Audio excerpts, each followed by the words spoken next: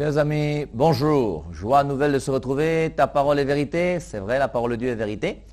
Et nous allons réfléchir à nouveau donc sur cette parole de Dieu qui doit éclairer notre vie et nous aider à mener une vie chrétienne radicale, ce qui nous permettra le jour de notre mort de nous retrouver avec Dieu pour l'éternité.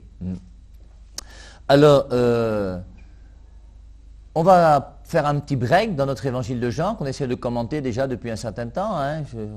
On a quand même beaucoup étudié jusqu'à Jean chapitre 12. On va bientôt arriver dans Jean chapitre 13. Mais je voudrais faire une petite halte là pendant quelques temps pour essayer de réfléchir sur le livre de la Genèse. Le livre de la Genèse qui est le premier livre de la Bible, comme vous le savez. Et dans ce livre de la Genèse, il y a beaucoup de questions qui sont posées, notamment sur ce qu'on appelle les 11 premiers chapitres de la Genèse. Les 11 premiers chapitres de la Genèse, je vous fais un petit plan, parce que c'est important de pouvoir réfléchir sur ces 11 premiers chapitres de la Genèse. Alors, le livre de la Genèse, c'est le premier livre de la Bible. Premier livre de la Bible. Je vous rappelle que la Bible est divisée dans l'Ancien Testament, et ensuite il y a aussi le Nouveau Testament. La différence entre l'Ancien Testament et le Nouveau Testament, c'est la venue du Christ. Une fois que le Christ est venu, on est entré dans la Nouvelle Alliance. L'Ancienne Alliance, c'est les Juifs, la Nouvelle Alliance, on veut dire, ce sont les chrétiens. Dans l'Ancien Testament, il y a 49 livres, et dans le Nouveau Testament, il y a 27 livres. On a déjà vu plusieurs fois que, depuis Martin Luther, qui a malheureusement mis les protestants dans l'erreur, lui, il dit que dans l'Ancien Testament, il y a 39 livres plus 27 livres, ce qui donne 66 livres. 66 livres, c'est la Bible des protestants, qui pour moi, en tant que catholique, est une Bible diminuée et n'est pas la vraie Bible. La vraie Bible, pour moi, est la Bible qui a 73 livres, qui est la Bible qu'on a dans l'Église catholique depuis toujours. Dans l'Ancien Testament, le début, il y a d'abord les 5 premiers livres qu'on appelle d'un nom barbare, que je vous donne parce que c'est bon de le connaître, le Pentateuque. Alors je vous rappelle que Penta, c'est une racine grecque qui veut dire 5. Pentecôte, c'est 50 jours après Pâques. Un pentagone, c'est une figure qui a 5 côtés. Donc Penta est 5, c'est donc les 5 premiers livres de la Bible, à savoir le livre Genèse, Exode, Lévitique, Nombre et Deutéronome. Voilà les 5 premiers livres de la Bible. Alors dans ces 5 premiers livres de la Bible, on va étudier le livre de la Genèse. Dans le livre de la Genèse, il y a 50 chapitres. Je vous invite à lire, lisez Genèse, lisez aussi le livre de l'Exode. Vous verrez que ce sont 2 livres qui se lisent très très facilement et qui sont très agréables à lire. Dans Genèse, première division, Genèse 1 à 11, qui est une partie qu'on appelle méta-historique. On va y revenir et c'est très important. Et l'Église nous dit que cette Genèse 1 à 11 est métahistorique parce que dans ce passage de Genèse 1 à 11, il y a beaucoup de choses qu'on se pose comme des questions pour savoir Adam et Ève ont-ils réellement existé. Il y a d'abord dans Genèse chapitre 1 le premier récit de la création où Dieu crée le monde en 6 jours et le 7e jour il se repose. Genèse chapitre 2, c'est même à partir du verset 4, vous avez le second récit de la création. Et dans le second récit de la création, bien, il y a des oppositions par rapport au premier.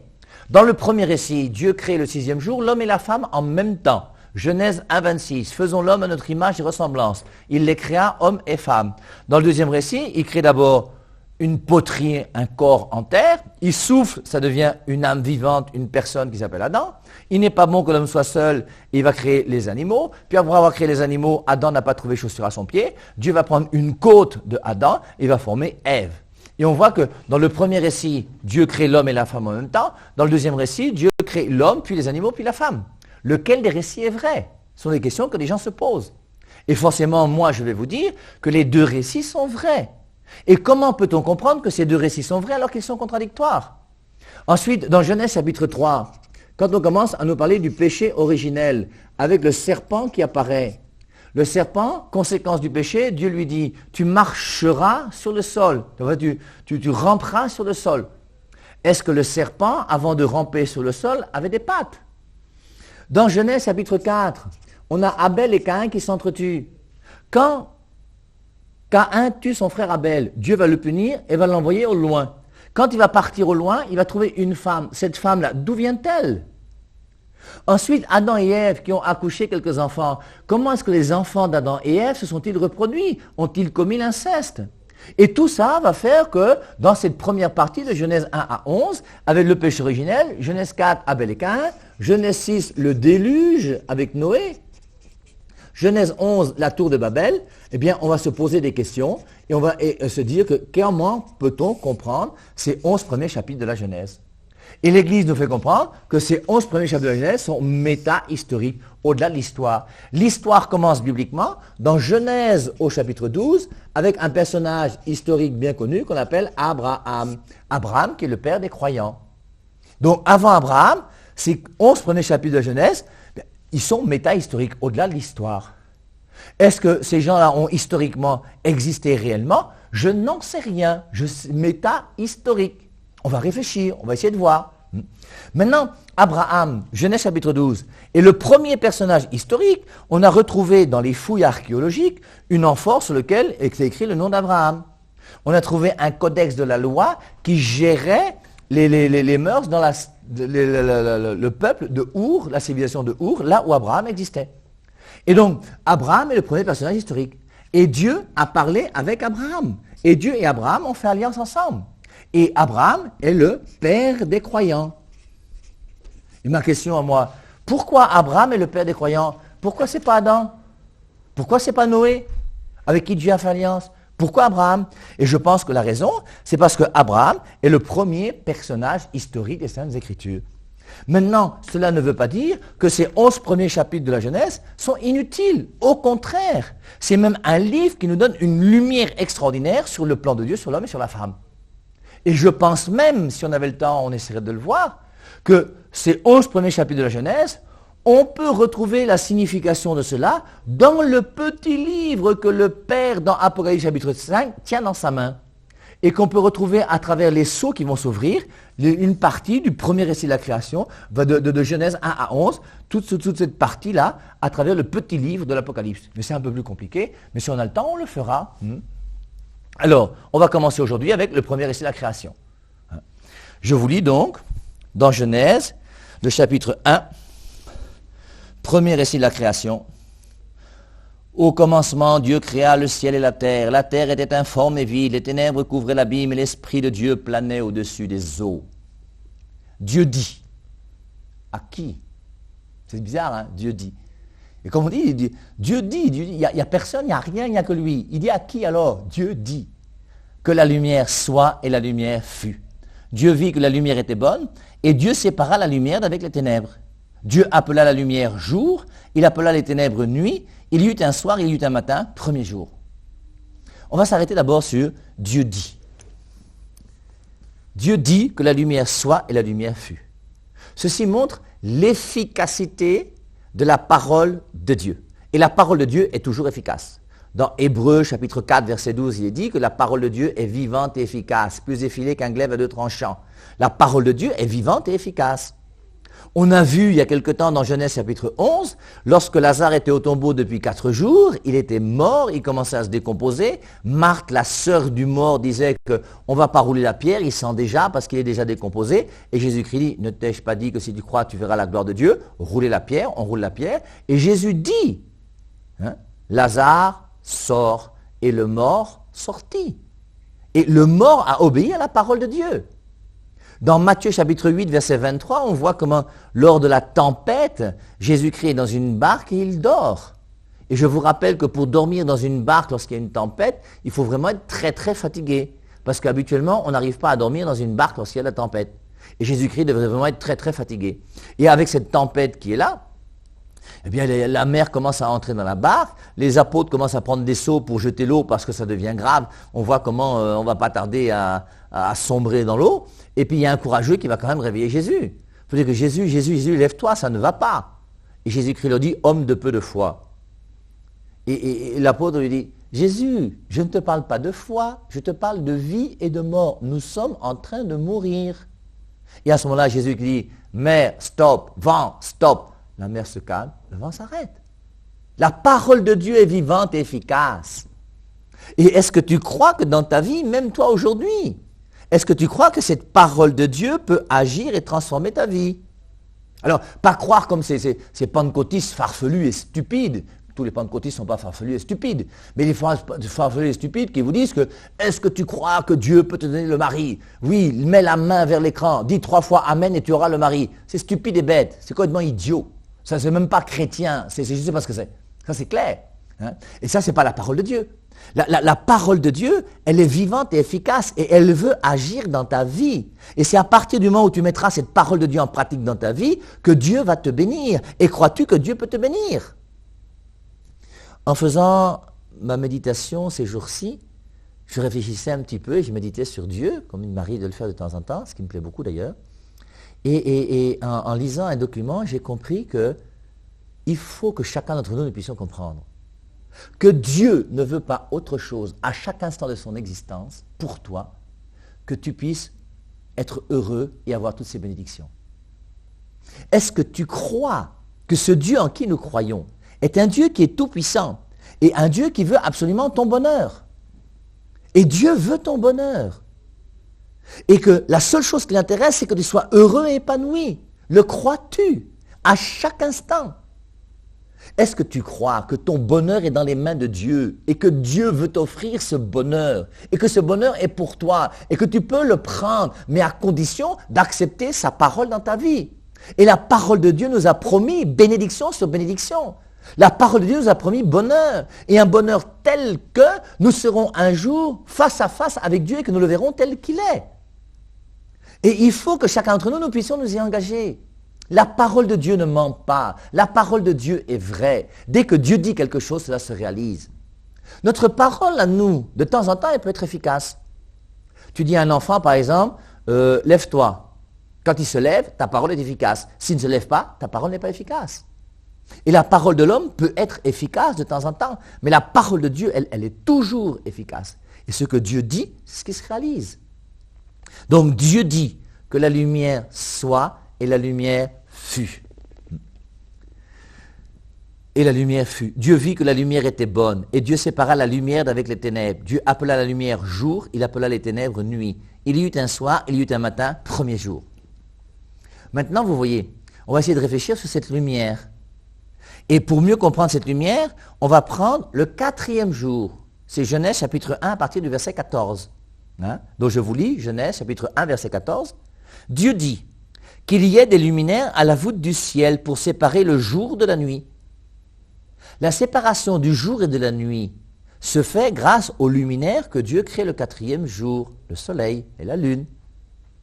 La distinction entre le jour et la nuit du premier jour de la création n'a rien à voir avec la distinction du jour et de la nuit que nous connaissons aujourd'hui grâce au soleil et à la lune. Il y a 2 lumières différentes, 2 jours différents, 2 nuits différentes, 2 ténèbres différentes. Enfin, c'est ce que je pense qu'on peut comprendre à partir de ce 4e jour. Je reprends. Dieu dit qu'il y ait des luminaires à la voûte du ciel pour séparer le jour de la nuit. Qu'est-ce qui sépare le jour de la nuit? Le luminaire que Dieu crée le 4e jour. Donc la lumière que Dieu a créée le premier jour n'est pas la lumière du luminaire du soleil. Il y a une lumière qui est la lumière du premier jour et une lumière qui est la lumière du 4e jour. La lumière du 4e jour, nous la connaissons. C'est la lumière du soleil qui se lève chaque matin. C'est la lumière qui éclaire notre vie de chaque jour. Et lorsque le soleil se couche, c'est la nuit qui commence. Voici pour nous le jour et la nuit. Mais le vrai jour et la vraie nuit du premier jour ne sont pas le jour et la nuit qui sont là pour marquer les jours, les saisons, les années et les semaines. Et c'est pour ça que le premier jour, Dieu va créer une lumière, qui est une lumière qui est beaucoup plus importante, qui est la lumière, qui est la bonté de Dieu avec la lumière de la conscience de l'homme. Je ne sais pas ce qu'il faut dire. Et face à cette parole de Dieu qui est lumière pour nous, qui est la sagesse de Dieu qui nous est donnée, qui est sa lumière qui nous est donnée, il y a les ténèbres. Il y a la lumière et les ténèbres. Et la vraie lumière et les vraies ténèbres, c'est le paradis et l'enfer au terme. C'est ceux qui vivent dans la lumière et ceux qui vivent dans les ténèbres. Dès que Dieu crée quelque chose, il ne peut pas créer quelque chose autrement qu'en y mettant la lumière. Et le premier jour de la création, il met la lumière. C'est sa lumière à lui, pas la lumière du soleil. Et c'est la lumière de Dieu qui éclaire ma vie, pas la lumière du soleil. Ma vie n'est pas relative au soleil, ma vie est relative à Dieu. Et c'est pour ça qu'on voit bien le 4e jour. Dieu dit qu'il y ait des luminaires à la voûte du ciel pour séparer le jour de la nuit, pour marquer les saisons, les jours et les années. Et les saisons, les jours, les années, les semaines commencent avec le 4e jour, avec l'apparition du soleil et de la lune. Ils brilleront à la voûte du ciel pour éclairer la terre. Il en fut ainsi. Et cette lumière-là est bien pour éclairer la terre. Il en fut ainsi. Dieu fit donc les 2 grands luminaires, le grand luminaire pour gouverner le jour et le petit luminaire pour gouverner la nuit. Il fit aussi les étoiles. Dieu les fixa à la voûte du ciel pour éclairer la terre, pour gouverner le jour et la nuit, pour séparer la lumière des ténèbres. Dieu vit que cela était bon, il y eut un soir, il y eut un matin, quatrième jour. Donc comprenons bien que la lumière du soleil et les ténèbres de la nuit sont un signe que nous voyons sensible pour nous faire comprendre la véritable lumière et les vraies ténèbres. La lumière que Dieu crée le premier jour n'a rien à voir avec la lumière du soleil. Je prends un exemple. Lorsque Jésus-Christ dit aux apôtres, « Allez, ouvrez les yeux des aveugles, ressuscitez les morts. » Quand Jésus-Christ dit aux apôtres, « Ouvrez les yeux des aveugles », il ne dit pas qu'il faut ouvrir les yeux des aveugles, c'est-à-dire de ceux qui ont les yeux fermés à la lumière du soleil. Ouvrir les yeux des aveugles, c'est ouvrir les yeux de ceux qui ont des yeux qui voient la lumière du soleil, mais qui refusent la lumière du premier jour, qui est la lumière de Dieu dans ta vie. Et c'est pour ça que le premier jour nous fait comprendre la véritable lumière qui doit éclairer ma vie. Sur ma vie affective, sur ma vie sensible, on revient toujours à la même chose. Tu peux très bien voir la lumière du soleil chaque jour et aller chez les marabouts. Quand tu vois la lumière de chaque jour et que tu vas chez les marabouts, tu es dans les ténèbres, mon frère. Vous, les patères qui avez les deuxièmes bureaux, je ne vais pas vous laisser, même si c'est comment. Je ne peux pas. Parce qu'avoir un deuxième bureau, ce n'est pas la lumière de Dieu. Avoir un deuxième bureau, ce sont les ténèbres. Et il faut accepter la lumière de Dieu. Tu n'es pas obligé d'être chrétien. Tu n'es même pas obligé de suivre l'émission. Si ça t'énerve, tu éteins, tu pars. Père et Marie, c'est qui? Moi aussi, les asticots vont manger un jour. Mais tant que je suis sur terre, j'ai le devoir de vous apporter la lumière de Dieu. Et je vous apporterai la lumière de Dieu tant que j'aurai un souffle de vie. Ça, c'est clair. Maintenant, tu peux accepter cette lumière comme tu peux la refuser. Et c'est pour ça que la première lumière est la lumière la plus importante, ce n'est pas la lumière du soleil. Et ouvrir les yeux des aveugles, ça ne veut pas dire prier sur un aveugle afin que ses yeux s'ouvrent et qu'il commence à voir les couleurs, les arbres et les choses. Non. Jésus-Christ l'a fait, c'est clair. Il est Dieu, il peut le faire. Jésus-Christ a marché sur les eaux. Moi aussi, je vous dis que j'ai prié sur un aveugle. Et cet aveugle est aveugle jusqu'à aujourd'hui. Il s'appelle Joseph. Il est encore aveugle. Il n'est pas né aveugle, il est devenu aveugle. Et j'ai prié sur lui pour lui ouvrir les yeux. Et après avoir prié, je lui ai demandé, tu me vois? Il m'a dit non. J'ai prié une deuxième fois même. Il m'a dit non. Et jusqu'à aujourd'hui, il est aveugle.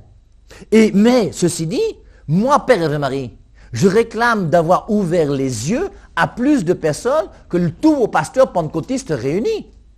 Parce que tous vos pasteurs pentecôtistes, là, toute leur guérison, c'est quoi? Ce sont des histoires. Dieu n'a jamais dit que l'important, c'est d'ouvrir les yeux des aveugles, que quelqu'un qui est boiteux doit marcher, toutes ces choses. Mais non! La véritable parole de Dieu n'est pas là pour que les boiteux marchent et que ceux qui ont mal aux dents n'aient plus de caries. La parole de Dieu n'est pas là pour que les gens qui ont la calvitie aient des cheveux qui poussent sur leur tête quand même. La parole de Dieu est là pour que chacun d'entre nous nous laissions guider par cette parole pour vivre comme le Christ le veut, pour connaître le bonheur et recevoir ses bénédictions. Et c'est ça la lumière du premier jour, le premier jour de la création, la lumière qui est là, la lumière qui doit éclairer ta vie. C'est cette parole de Dieu qui m'est donnée et qui m'est donnée pour que je la mette en pratique dans ma vie, afin que je puisse vivre chaque jour ce que Dieu veut. Et quand je vis ce que Dieu veut dans ma vie, je suis dans le jour parce que je ne suis pas dans les ténèbres. Et c'est pour ça qu'il est très important pour moi de revenir à ce premier jour de la création, où on voit comment Dieu va créer la lumière, cette lumière qui est là pour que les chrétiens puissent être éclairés. Et à chaque fois que, grâce à une émission, grâce à une évangélisation, grâce à la parole de Dieu, un homme est touché et change de vie, il passe des ténèbres à la lumière. Et dès que Dieu crée, première des choses, il a créé pour que la lumière soit là, et que ce soit la lumière de Dieu qui dirige toute la création et tout le monde entier. Donc ensuite, vous lirez les autres jours. Donc on a donc le premier jour. Je vous ai lu le quatrième jour. Vous pourrez lire le deuxième, on peut lire le deuxième si vous voulez, mais c'est plus compliqué. Donc Dieu dit, on est au deuxième jour de la création, Genèse chapitre 1, verset 6, qu'il y ait une voûte au milieu des eaux et qu'elle sépare les eaux d'avec les eaux. Et il en fut ainsi. Dieu fit donc comme une voûte et il sépara les eaux qui sont au-dessous de la voûte des eaux qui sont au-dessus de la voûte. Dieu donna un nom à cette voûte, le ciel. Il y eut un soir, il y eut un matin, deuxième jour.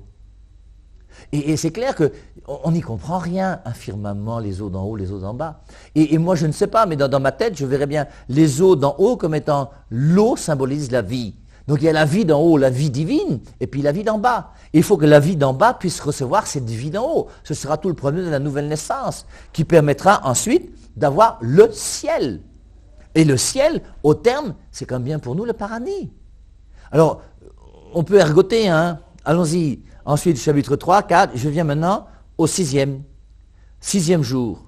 Dieu dit que la terre produise des bêtes de toute espèce, animaux des champs, reptiles, bêtes sauvages, chacun selon son espèce. Il en fut ainsi. Dieu fit les bêtes sauvages selon leur espèce, les animaux des champs selon leur espèce, et tous les reptiles de la terre selon leur espèce. Dieu vit que cela était bon. Et on voit que Dieu a voulu des espèces. Et les espèces pour qu'il puisse y avoir un engendrement. Que les cafards puissent donner les cafards, que les moutons puissent donner les moutons, que les poux puissent donner les poux, que le pangolin puisse donner le pangolin. Et donc les espèces sont là. Et un singe donne un singe. Et un homme donnera un homme. Dieu dit, faisons l'homme à notre image et à notre ressemblance. La seule créature de Dieu, à l'image et à la ressemblance de Dieu, c'est l'homme. Dieu dit, faisons l'homme à notre image et à notre ressemblance. Il dit faisons, c'est un pluriel. Pourquoi il dit faisons? Parce qu'il n'est pas seul. C'est le mystère, la première fois, on fait déjà allusion, une préfiguration au mystère de la Trinité. Quand il dit faisons, il n'est pas seul. Et il a créé le Père, le Fils, l'Esprit Saint. Ils sont ensemble tous les trois. Et on verra que faisons l'homme à notre image et ressemblance. Dans Genèse chapitre 18, au chêne de Mambré, lorsque Abraham va recevoir 3 personnages, les 3 personnages qu'il reçoit dans sa maison, c'est à la fois le Seigneur et en même temps ils sont 3. Et 1 et 3, pour nous, c'est un seul Dieu, 3 personnes, la Trinité. Et donc, faisons première allusion, Genèse 18, on précise davantage, et la conclusion, ce sera Matthieu 28, 19, allez de toutes les nations, faites des disciples, baptisez-les au nom singulier du Père, du Fils et du Saint-Esprit. Donc, Dieu dit, faisons l'homme à notre image et à notre ressemblance, qu'il ait autorité sur les poissons de la mer, les oiseaux du ciel, les animaux des champs et toutes les bêtes sauvages et les reptiles qui rampent sur la terre. Dieu créa l'homme à son image, à l'image de Dieu, il le créa. Homme, femme, il les créa. Dieu les bénit et leur dit, développez-vous, multipliez-vous, remplissez la terre et dominez-la. Ayez autorité sur les poissons de la mer, les oiseaux du ciel et tous les animaux qui vont et viennent sur la terre. Dieu dit, je vous donne en ce jour toutes les plantes à graines qui poussent sur toute la terre et tous les arbres qui portent des fruits avec leurs semences. Ce sera là votre nourriture. Dieu a donné comme nourriture à Adam et Ève les plantes. Dieu n'a pas donné la viande. C'est plus tard, dans Genèse, je crois, au chapitre 9, que Dieu permettra à l'homme de manger de la viande. Au début, l'homme était végétarien. L'herbe verte sera la nourriture des bêtes sauvages, des oiseaux du ciel et de tous les animaux qui vont et viennent sur la terre. Il en fut ainsi, Dieu vit tout ce qu'il avait fait, cela était très bon. Il y eut un soir, il y eut un matin, 6e jour. Dieu crée l'homme et la femme à son image, à sa ressemblance. Nous sommes l'image de Dieu, apparu le 6e jour. Et une fois que l'homme est apparu, la création est finie. Comme cette émission qui finit maintenant. On se retrouve la prochaine fois, à dimanche prochain et bon dimanche à tous. Bye bye. Bye.